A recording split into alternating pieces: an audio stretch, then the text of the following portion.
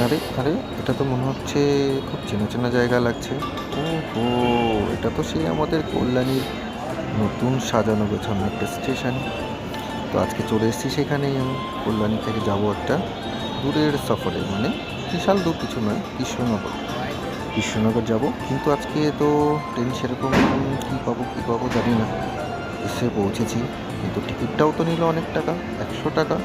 কল্যাণী থেকে কি কৃষ্ণনগর 100 টাকার টিকিট? ওহো, এই জন্যই নিল 100 টাকা। তার মানে এটা কি এসি লোকাল? আশা করি সবাই বুঝতে পারছো যে শিয়ালদা টু কৃষ্ণনগর যে এসি লোকাল চালু হয়েছে, সেই এসি লোকালটাই আজকে আমি উঠবো। তারই ছোট্ট একটা এক্সপিরিয়েন্স তোমাদের সাথে শেয়ার করছি। আর সুন্দরভাবে গেটটাও খুলে গেল। আজকে ফার্স্ট ডে আমি এসি লোকালে উঠলাম, কেন খুব বেশি একটা প্রয়োজন হয় না আমার দিকে যাওয়ার এসি লোকালে, কিন্তু আজকে এটাই আমি সামনে পেয়ে গেলাম এবং খুব তাড়াতাড়ি রিল্যাক্সে পৌঁছানোর মতো একটা সুযোগ পেয়ে গেছি। তাই সেই সুযোগটাই কাজে লাগিয়ে নিলাম, উঠে বললাম এসি লোকালে। ফিলিংসটা খুব একটা মেট্রোর মতন। মেট্রোতে এইরকম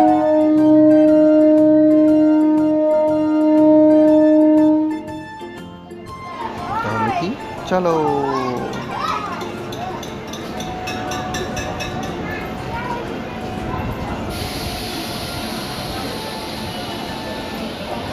সুন্দর এবং সাজানো গোছানো পরিষ্কার পরিচ্ছন্ন যদি কেউ যাত্রা করতে চান, তাহলে এসি লোকালটা বেস্ট।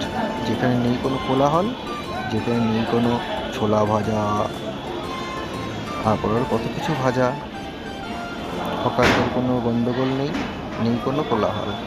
রিল্যাক্সে চলো, সুন্দর বাইরের ভিউটা দেখতে দেখতে চলো।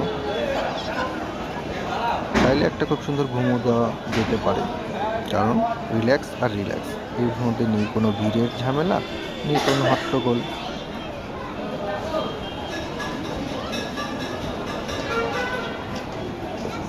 কেমন বোকা বোকা ভাব, বোকার মতন রয়েছি বসে চুপচাপ,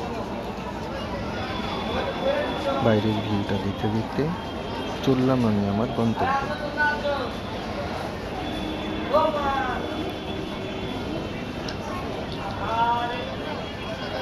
বাও, কি স্পিড! কৃষ্ণ কল্যাণীর পরে এলো চাকদা, চাকদার পরে আসবে রানাঘাট, রানাঘাটের পরে আসবে বাতকুল্লা, বাতকুল্লার পরে আসবে কৃষ্ণনগর। এই 4টে স্টপেজ ধরবে, সোজা একটানা চলে যাবে কৃষ্ণনগর। চাকদার পরে আসলো এটা রানাঘাট জাংশন।